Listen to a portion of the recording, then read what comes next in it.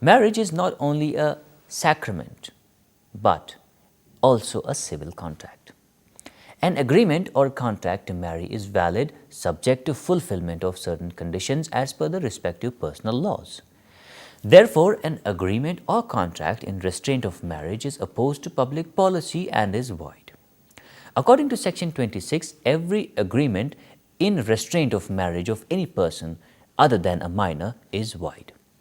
An agreement which restricts a person's freedom to marry or to marry any person of his choice is against public policy and is void. In Love versus Pierce, the promise by a man in favor of Mrs. Love that he would not marry any person other than Mrs. Love and a further promise to pay Mrs. Love a sum of $2,000 if he married somebody else was held to be against public policy and void. Section 26 of the Indian Contracts Act does not cover the agreements in restraint of remarriage. So, an agreement in restraint of remarriage is not declared void and may be valid. In England, only an absolute and total restraint on marriage is void. Therefore, partial restraint may be valid in certain circumstances. Another important thing to mention here is marriage brokerage contract.